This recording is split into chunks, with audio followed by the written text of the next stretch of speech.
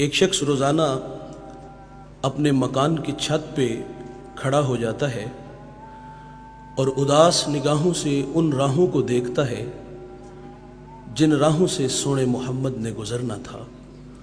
اس کی بے چینیاں، اس کا اضطراب کچھ یوں تھا کہ وہ زبان حال سے کہا کرتا تھا کہ کیریاں میں کیریاں، درد و غم دی کیریاں، اڈیاں چک چک راواں ویکھاں تیریاں۔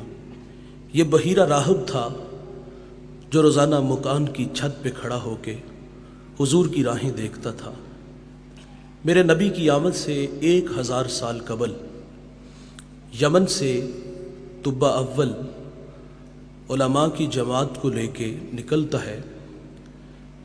جب سر راہ یثرب آیا تو علماء نے بتایا کہ یہ جا آخر الزماں محمد صلی اللہ علیہ وسلم کی ہجرت کی جا ہے، اور پھر انہوں نے معذرت بھی چالی کہ اب ہم یہاں سے آگے نہیں جائیں گے۔ اس نے پھر علماء کے لیے وہاں 300 گھر بنایا، اور ایک گھر اس نے حضور کے نام کا بھی بنایا۔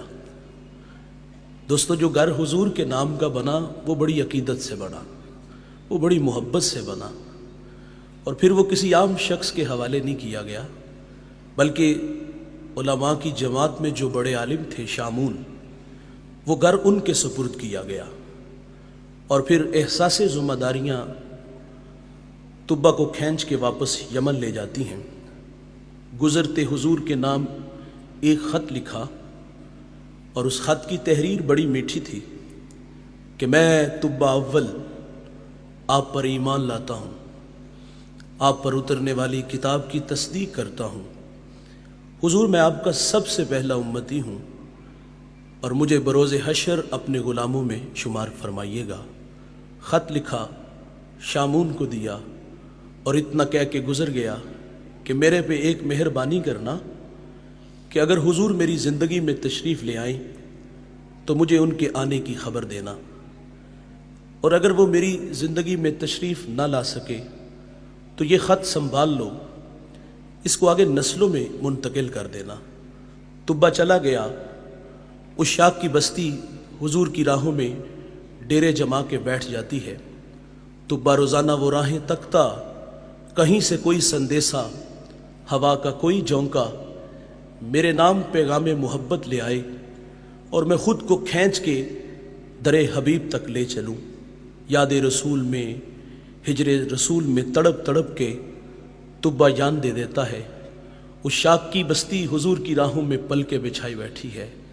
بھائی جان، پھر 1000 سال کا طویل زمانہ بیت جاتا ہے۔ میرے نبی دنیا میں تشریف لے آتے ہیں۔ مکۃ المکرمہ میں 53 سال گزارے۔ اللہ کا حکم آیا کہ اب آپ ہجرت کر کے مدینہ تشریف لے جائیے۔ حضور مدینہ تشریف لے آئے، اور وہ خط جو 1000 سال پہلے حضور کے نام لکھا گیا تھا، مدینہ میں جس شخصیت تک پہنچا وہ مدینے کا بڑا معتبر صحابی ہے۔ ان کا نام لے تو زبان میٹھی ہوتی ہے۔ ان کا شرف، ان کا اعزاز، ان کا فخر ہے۔ انہیں حضور کی میزبانی کا بھی اعزاز ملا ہے۔ اس شخصیت کا نام حضرت ابو ایوب انصاری رضی اللہ تعالی عنہ ہے۔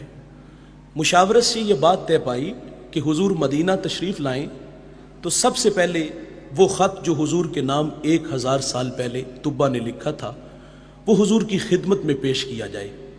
اس کے لیے ابو لیلہ کا انتخاب کیا گیا۔ میرے نبی تشریف لے آتے ہیں، ابو لیلہ سامنے کھڑے ہیں۔ یہ منظر بڑا خوبصورت ہے۔ آقا ابو لیلہ کو دیکھ کے فرماتے ہیں، کیا آپ ابو لیلہ ہو؟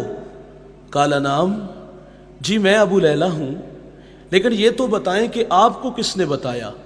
فرمایا، جس اللہ نے مجھے نبی بنایا۔ پھر میرے محبوب وہ محبت کی کہانی چھیڑتے ہیں کہ میری راہوں میں ایک دیوانہ میرے نام پیار چھوڑ گیا تھا، تو رسول اللہ فرماتے مجھے طبہ کا خط دے دو۔ بھائی جان، طبہ بھی حضور کی راہوں میں ہے، بحیرہ راہب بھی حضور کی راہوں میں ہے، اس شاخ کی بستی بھی حضور کی راہوں میں ہے۔ اللہ کے خلیل اللہ کا گھر بنا کے کہتے ہیں، ربنا وابعث فیہم رسولا، دیکھ اللہ تیرا بابرکت گھر تعمیر ہو گیا، اب تو اس پیارے رسول کو بھیج دے۔ سوال ہے دوستو مجھے بتائیے گا، کیا ہمیں تہجد کے وقت اٹھنا پڑا، ٹھنڈے پانی سے وضو بنانا پڑا، مصلی بچھانا پڑا، پیشانی جھکانا پڑی، منت سماجی کرنا پڑی؟ نہیں دوست، ہم سوئے تھے۔ میرے حضرت فرماتے بخت سولہ نکلا، باد صبا کے جھونکوں نے پیغام دیا، مدینے سے ٹھنڈی ہواؤں نے سندیسے دیے، آنکھ کھلتی ہے تو ماحول کی تازگی بتا دیتی ہے، مبارک ہو کہ تم محمد کے غلام بن کر آ رہے ہو۔